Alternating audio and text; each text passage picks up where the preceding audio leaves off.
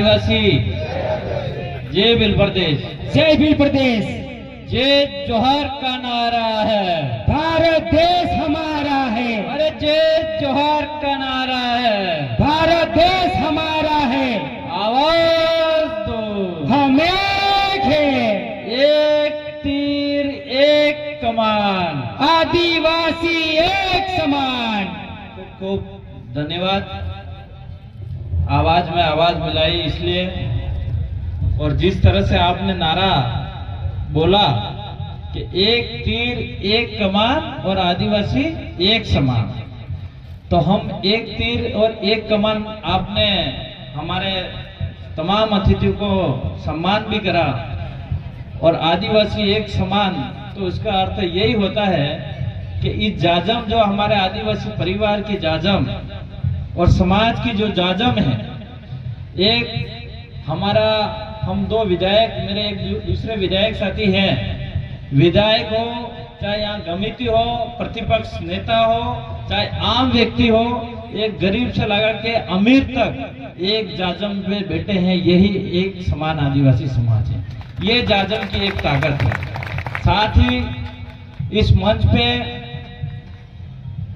हमारा सबका, राजस्थान से जितने भी है हम अतिथि आए, उनका सम्मान करा, और आप सब एक कम समय में ये ऐतिहासिक कार्यक्रम बनाया, इसके लिए धन्यवाद। और साथ ही आप सबने ये आपके गुजरात के अंदर छोटा उदयपुर में ये आन बान शान जो लाल पागड़ी है उसको पहनाकर हमको सम्मान किया, इसके दिल की गहराई से खूब खूब धन्यवाद जोहार करना चाहेंगे। मेरी बात शुरुआत करूं, यहां बैठा बैठा मैं सुन रहा था, गुजरात के प्रतिपक्ष नेता रहे हुए हमारे दादा तुल्य ने काफी बातें रखी, इसके अलावा भी एक दो वक्ताओं ने और बातें रखी, और उन जिन वक्ताओं ने बात रखी इससे मुझे यह समझ आई कि इस गुजरात के अंदर छोटा उदयपुर और आसपास जहां ट्राइबल एरिया है, वहां कहीं न कहीं हमारा आदिवासी प्रताड़ित है और परेशान है। परेशान इस चीज के लिए है, इस बात के लिए है कि जमीन को लेके ये आज इस गुजरात के अंदर, छोटे उदयपुर के अंदर ही नहीं, पूरे देश के अंदर हमारे आदिवासी कहीं न कहीं परेशान है। हमको सम्मान करने से पहले हमारे ये जो तस्वीरें लगी हुई है, जो हमारे महापुरुषों की तस्वीरें, बिरसा मुंडा की है, जयपाल सिंह मुंडा की है, डॉक्टर भीमराव अंबेडकर की है, ये तमाम महापुरुष हमारे इन जल जंगल जमीन के लिए ही लड़े थे। और आज बिरसा मुंडा का इतिहास उठा के देखें हम लोग, जिस जमीन की बात करते हैं हम लोग कि ये जमीन हमारी है और हमारी सरकार हमसे छीन रही है, ये जमीन का अगर अधिकार भी मिला है तो ये बिरसा मुंडा की देन है। जो बिरसा मुंडा जो हमारे आदिवासियों के लिए लड़ा, तब जाके आदिवासियों का कानून बना था, और आदिवासियों की जो जमीन है वो हमारे नाम से हो रही है। इसलिए साथियों, आज की तारीख में ये महापुरुष तो लड़े हमारे लिए, और जो जमीन पे हक अधिकार हमारे समाज को मिलना चाहिए था और जो कानून बनना था वो तो बना के चले गए, लेकिन आज स्थिति ये है कि हमारा समाज हमारे इन कानूनों से भी हमारी जमीन नहीं बचा पा रहा। वो सबसे बड़ी दुख का विषय है। आज आपके अंदर ये सवाल होगा कि ये जमीन हड़प रही है, तो इस जमीन को रोकेंगे कैसे? ये आपकी जमीन कोई आपका भाई नहीं ले रहा है खेत के अंदर, नहीं आपका गांव का कोई व्यक्ति ले रहा है। अगर कोई भाई और काको और ले लेता तो तमें लई पौड़ा ने गेदिन हम तम लड़ाई जाता, लड़ाता नहीं लड़ता, एक हेड़ा बल्ला लड़ाई जाता। हमारे राजस्थान के अंदर वो दो खेत के बीच में एक पाल होती है, उसको हेड़ा कहते हैं। आपके यहाँ पे क्या बोलते हैं? हेड़ा उसका ही क्या? तो આપણે ભીલભાઈ આદિવાસી ભાઈ तो एक हेड़ा बल्ला लड़ाई जाता है। लेकिन आज जो सरकार हमसे जमीन ले रही है उसके लिए कौन कौन लड़ने के लिए तैयार है? सब लड़ने के लिए तैयार हो।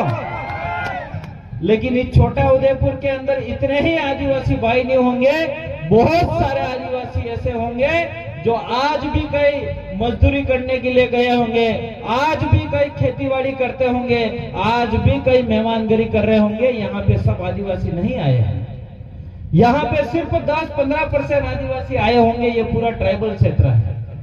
अगर जिस दिन हमारा आदिवासी समाज इस छोटा उदयपुर के अंदर 100% जिस दिन आदिवासी जग जाएगी, इस दिन ये जितनी भी नेशनल पार्टियां हो, चाहे भाजपा हो चाहे कांग्रेस हो, मजबूर होकर ये आपके लिए जमीन छोड़ने के लिए मजबूर हो जाएगी। लेकिन आदिवासियों का एक होना पड़ेगा।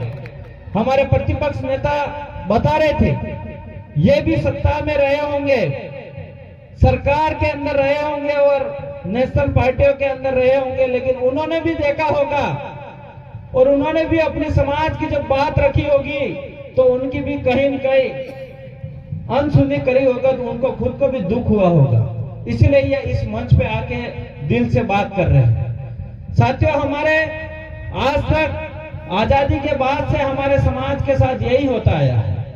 हम लोगों ने जो एक सरकार के अंदर सरकार के हिस्सा रहता है और सरकार के अंदर जाके बात करने वाला जो व्यक्ति होता है, हम विधायक और यहाँ पे धारा सभ्य बोलते हैं।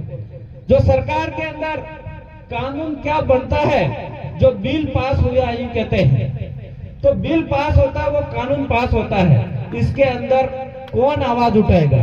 उसके अंदर आवाज उठाने वाले आपका धारा सभ्य की जरूरत है। लेकिन आज धारा सभ्य आपने बना के भेजा नहीं, और बना के भेजा तो वो कहीं न कहीं भाजपा से होगा या बीजेपी से कांग्रेस से होगा, तो वो आपकी आवाज वहां जाके नहीं रखी होगी।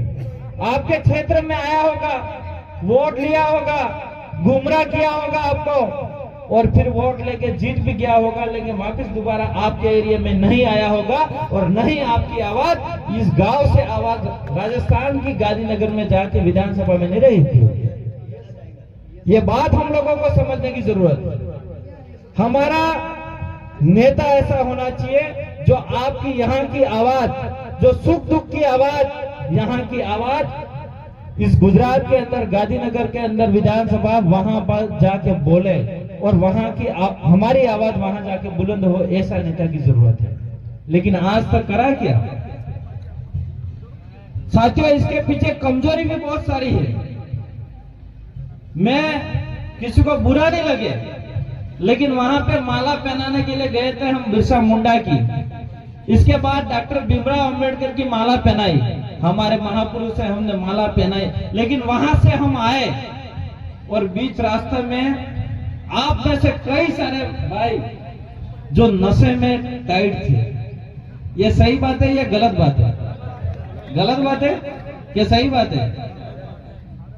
अब ये नशा आपको, अब कई भाई तो आज भी नशे में वहां कूद ही रहे उधर ढोल के साथ, तो ये नशा आपको भी छोड़ना होगा और ये नशा ही आपको बर्बाद कर देगा और ये नशा ही जमीन बिकवा देगा। क्योंकि ये लोग बहुत चालाक लोग हैं। यहाँ पे आपके कौन कौन सी कास्ट है वो मुझे नहीं पता गुजरात के अंदर, लेकिन कुछ उद्योगपति लोग आपको दारू पिला पिला के आपके नशेड़ी बना देंगे, नशा करवा देंगे। इसके बाद एक खेत कर करके आपसे हड़पना का भी काम करेंगे। इसलिए ये दारू से नशा दूर रखना है और साथ में हमारी दारू को छोड़ के क्या प्राप्त करना है? शिक्षा। शिक्षा એટલે આપણે આજે ગુજરાતમાં શું કઈ ભણતરી એમ કે